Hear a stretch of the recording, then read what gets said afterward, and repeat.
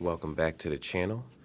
Today we're going to do a review of one of my favorite phones for 2021. And if you don't already know, it's called the Samsung Galaxy A52 5G. This is right here on the box. Anyway, this is actually a phone where it comes in three different variants. There is a 128 gig model with 6 gigs of RAM. That's the one that I have that they normally sell in the States under Metro PCS and Metro by T-Mobile so far, unless you're buying it unlocked. There's a 128 gig model with 8 gigs of RAM. Then there's a 256 gig model, also with 8 gigabytes of RAM.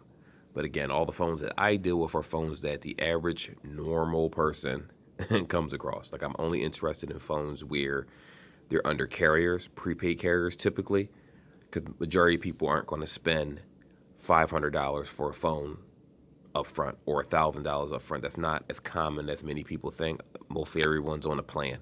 Anyway, let's get into the video.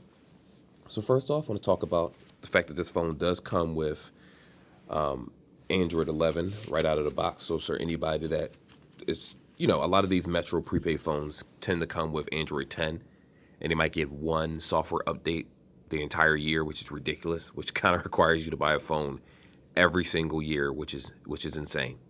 I don't know what they're thinking. But luckily with the A52, we're in a situation where the carrier, actually Samsung already announced, which is, this phone's been out for a while, since March 2021, 2021, March 19th to be exact. But this particular phone is going to get 3 years worth of software updates. So we're talking 3 years worth of actual Android updates, in addition to the other software updates, which is security updates and things like that. So that's another reason why I like this phone. This is actually my primary device. Even though I do have an iPhone and all the other good phones, I tend to do recordings, amongst other things, on lower end phones. Like, I'm literally recording this video on the Samsung A10e just to show the camera. I know, semi-decent quality, but it is what it is. Anyway, let's talk about this phone. So far what we have is a 6.5-inch phone, which is normally the regular size for Samsung devices. Like I said, this variant does have 8 gigs of RAM. Love the touch, a little smudgy, but it's like a matte feel. This camera module right here does have scratches, but the thing is, I actually have a glass screen protector covering it. That's why all the scratches are here. I like to keep my things in pristine condition.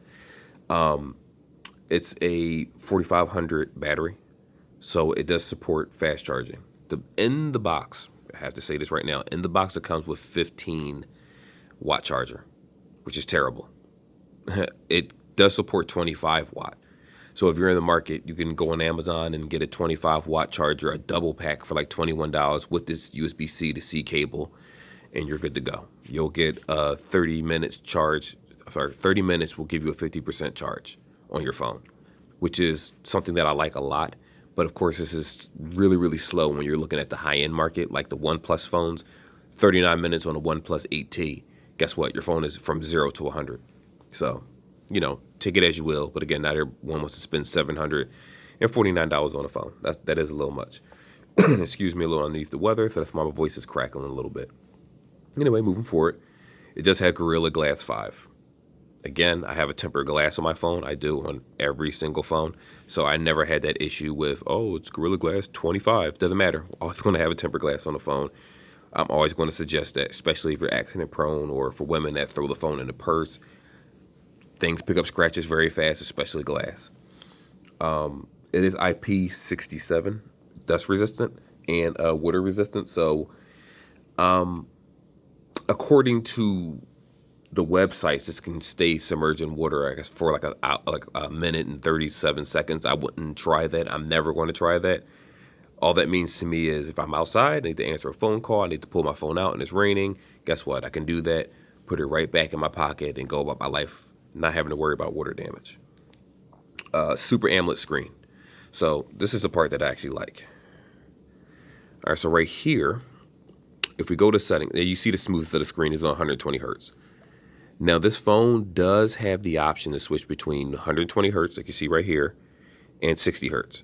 Now I'm going to be honest with you. Do not use 60 hertz. The reason I suggest that is if you're like me and you're a gamer on your phone, you play Call of Duty, Final Fantasy War of the Visions, Genshin Impact, any games, As a matter of fact, here's an example of games right here. What are we looking at? I'm going to everything except for I'm supposed to. Tales of Crestoria. I play this game called Dragonfall. It's many games that I play. The 60 hertz is not meant for this phone. I don't even know why they give it as an option. Because a lot of the games that I played was under extreme lag. Not extreme, but extreme enough where for a $500 phone, you shouldn't have that type of lag. I know that I was playing Call of Duty. It would freeze on occasion, like the frame rate, and then my character would just be dead. I have to respawn. But the moment you put it on 120 hertz, which I believe is 120 out of the box, I haven't come across any of those problems whatsoever.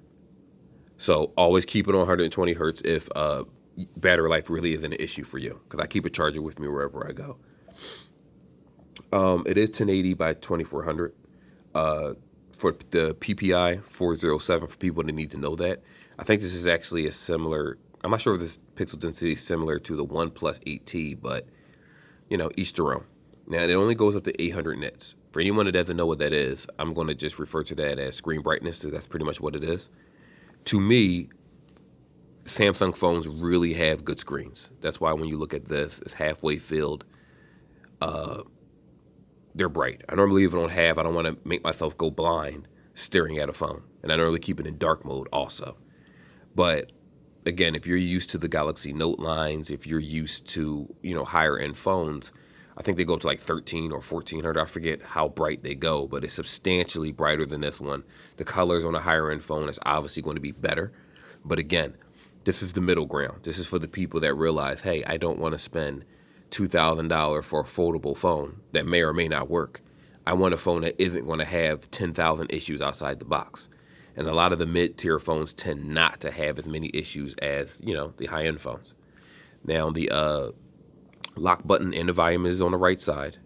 Preferably, I preferred it to be on the left, the volume button, but that's fine. It's not life or death.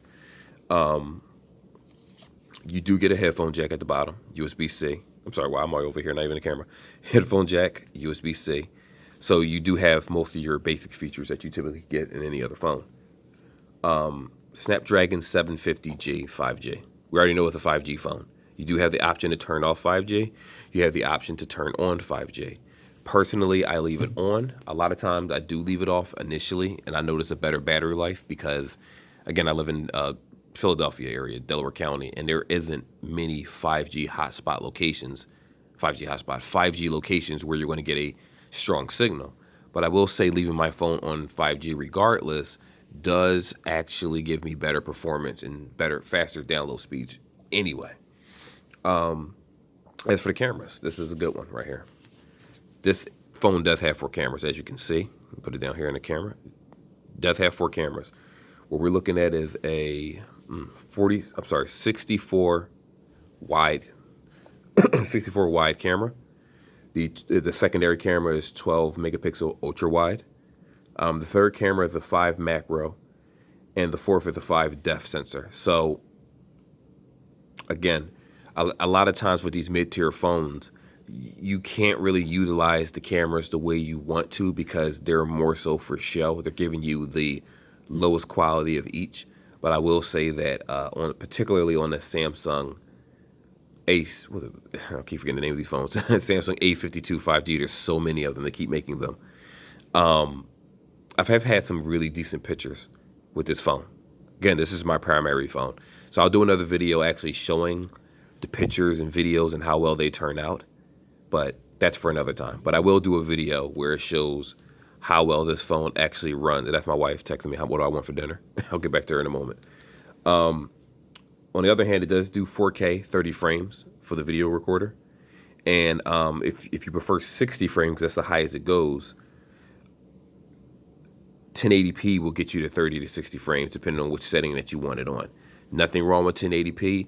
Let's not forget 4K resolutions do take up a lot more memory in your phone. And if you're a YouTuber, or what I'm trying to do is just, this is a hobby. It takes much longer to upload my videos. But it's okay because the 5G does make a huge difference when I upload everything from my phone. I don't even use my computer. I might do little edits on my computer for the most part since I'm starting off. But I always upload from the phone itself because I'm always on the go. The front camera, on the other hand, is 32 megapixels.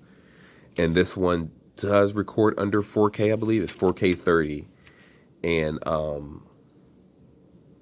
what else is it? 1080p 30, I believe. So it's, again, it doesn't do 60 frames on the front camera. That's fine. That's not life or death. It's not that serious. Bluetooth 5.0. Kind of expected it to be 5.1, but it is what it is. Who cares? It's not life or death. I haven't had any issues where my watch was constantly disconnecting. The A51 gave me that issue where my watch would always drop the connection and my Samsung buds would drop the connection. But with this particular device, the A52, I have not had that issue so far.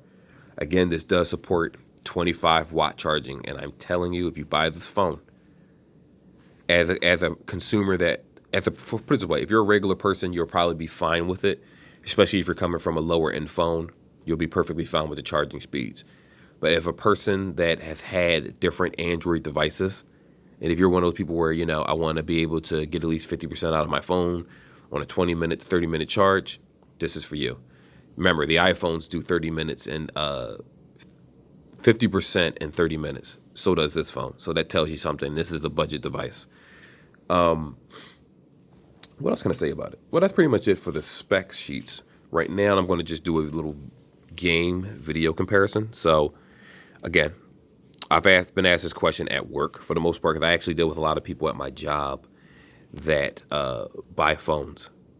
Typically, a lot of the phones that I review, I will sell to coworkers or different people, and I kind of regret just starting this channel because I've been doing this for years, and now I'm just now recording particular devices, and boy, I could have gave people a lot of information about other phones. But it's, what, no point in crying over spilt milk, just moving forward. Any phone that I get, especially under Metro by T-Mobile and possibly Cricket, Boost Mobile's not a real company as far as I'm concerned, I would definitely, oh, what is this? I did not see this. So, I'll look at that later. Anyway, let me not get distracted because I will start playing this game. Just going to show you a quick video of how Call of Duty runs on this phone for anyone that needs to know. All right, one moment. I forget that in this office it's timed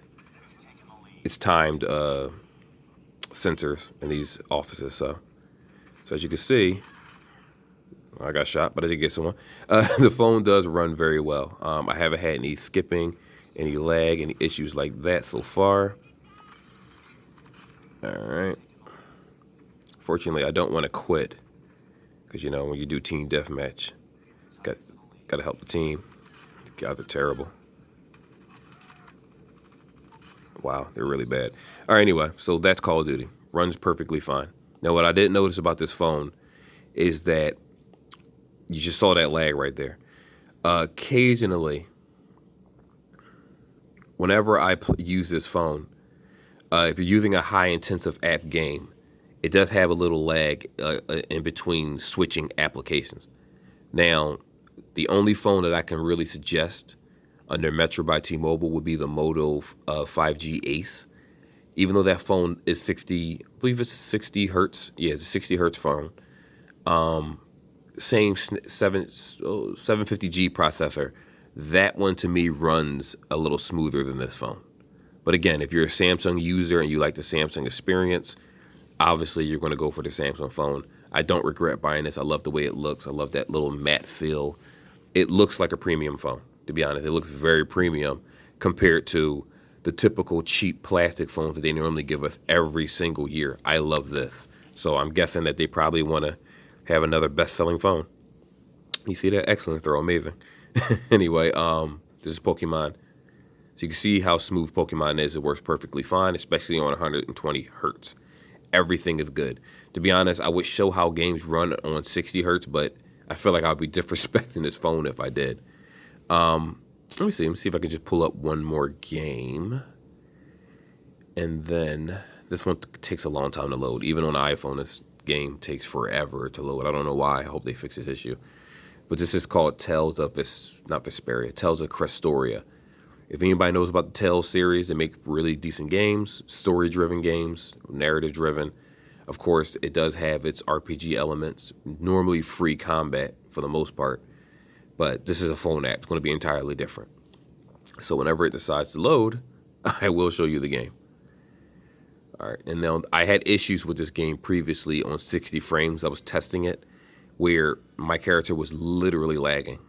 And I'm like, there's no reason for my character to lag with this particular processor. Every game that I've tested on this so far has been pretty good.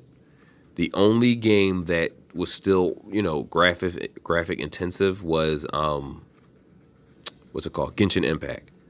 That was a little issue. And I can't sit here and say that I'm surprised about that because that game does take a lot. That's basically Breath of the Wild on the phone, to be honest with you. And I was still able to play it on regular graphics. I did lower them. And it, didn't lag that often, but that's the extent of what this phone can really, really handle. So any game that comes out, I'm sure when Diablo, what's it called? I don't even know what the game is called.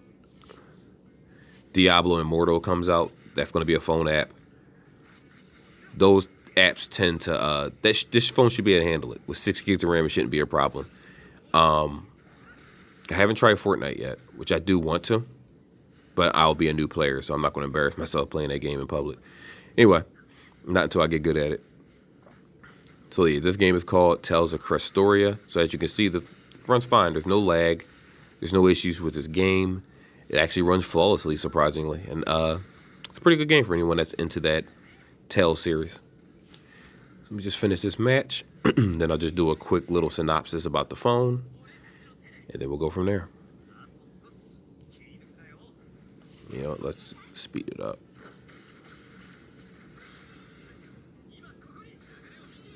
All right.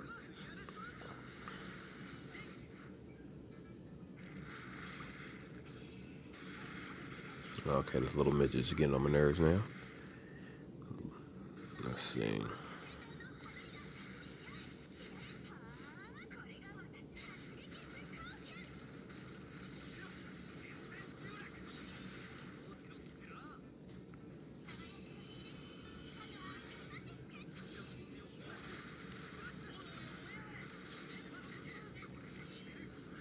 All right, this guy should definitely be done now.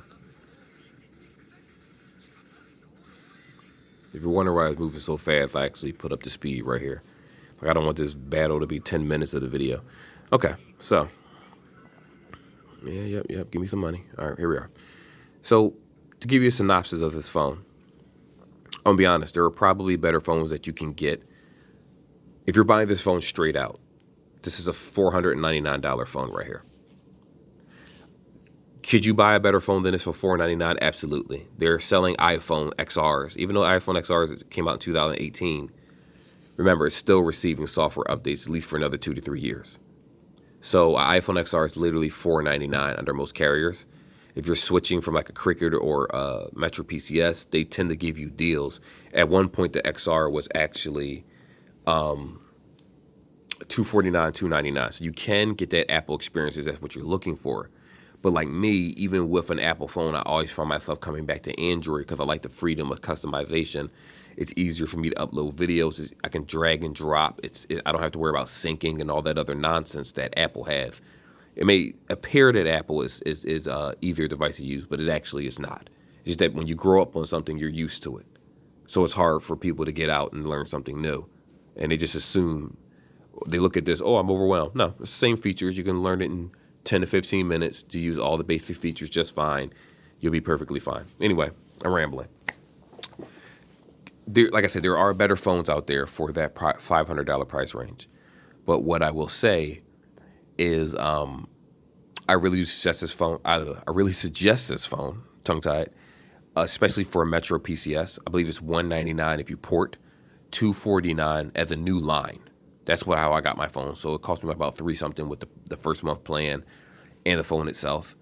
It's $499 as an upgrade, and it's $399 as an upgrade, and it's $500 straight out. If you're a Metro customer, I do suggest this phone.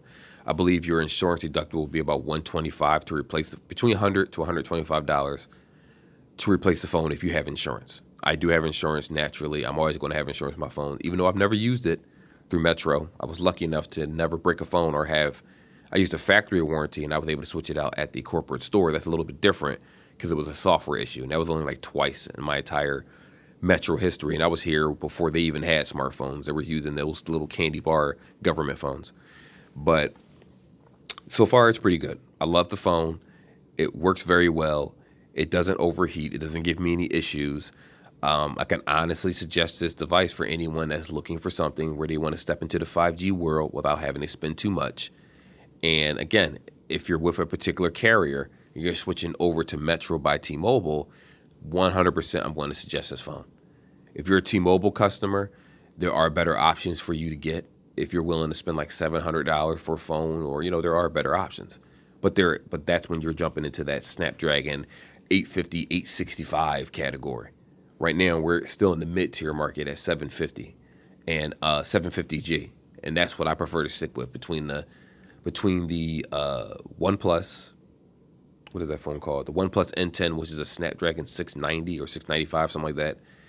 The 720s, 720Gs, and this particular device. Now, again, it's a good phone. Let's move forward. These are just a couple cases that I suggest for this particular device. Now, this outer box does come with the clip, of course. There's a couple pieces. It's a 3-piece case. Technically 4 if you include the clamp, but it's a 3-piece case. This disconnects, and then the rubber goes around it. Love the outer box cases. You can buy a generic one. Worst case scenario, it's going to work just as fine. Remember, people, it's plastic. It's not. There's no specialized plastic when it comes to cell phone cases. It's simply plastic. This guy right here, outer box. Show you the case. It's a decent case. Over here, now these are pops. I put them on the phone. This you'll actually find. These are the T-Mobile to-go cases, because T-Mobile and Metro are the same company. One of the same.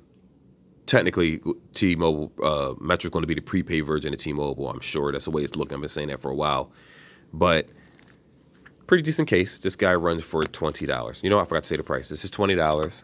This is $50. I believe this was $49 or $59. I don't suggest buying a case for that amount of money, but when the phone first came out, there wasn't many options online, so I just wanted to buy a case in store immediately. So this is why I still have the outer box, and it's actually my favorite out of all of them. This one right here, I got off of Amazon. I forgot what it was called, but it's like a $10, $12 case, I believe. And for those that don't have the screen protector for the camera, not everybody does that, especially now these cameras protrude. As you can see, it sticks out. So it's a little wobbly on the table. These cameras stick out now. This actually slides to the side. So whenever you need to protect your device, you just slide it right over, phone protected. There you go. And I got a little pop on there, Whoops. Hey, look, the pop normally works, but the phone's not in it, so, judge me if you want. So this one right here is a different type of case that I wanted to actually show for a while now, but I figured, you know what, I'll do it in this video. This is the a52 5G case. This guy, I believe, it's not quite metal. I think it's like some type of aluminum. It does have a kickstand built in. But the difference with this case is, now this case actually comes with a screen protector built in. It's a very thick tempered glass built in. Now the reason I took the tempered glass out of it is because it was affecting my fingerprint. Because this phone does, I forgot to mention that, this phone has the on-screen fingerprint unlock. The glass that came with this case did affect it, so I just pushed the glass out, and I just used the tempered glass that I always had on the phone. So that way I don't have to keep taking my tempered glass off and replacing it. Now, this case comes with a screwdriver, comes with 2 of them, and it does have screws that go into here, here, here, here, here, and, 6 screws.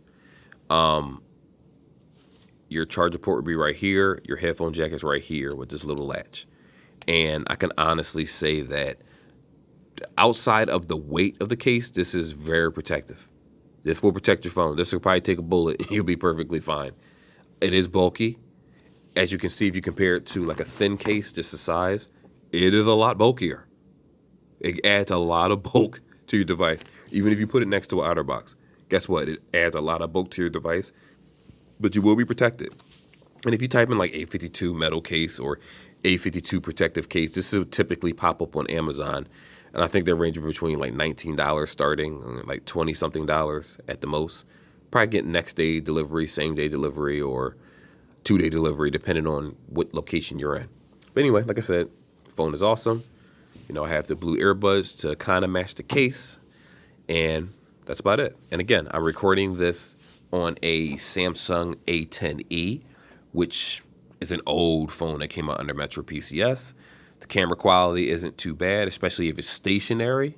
And I just, like I said, I like to use the products that I own to show, hey, you can do these things with simple products. You don't have to buy a $2 million camera. I'm just starting off. I'm not about to, work on lighting and all these things. I just need to get this content up, get better at it, and hopefully my channel will grow. And I think anyone that gives me a like, anyone that subscribes, hey, you're helping me out a lot. Until the next video.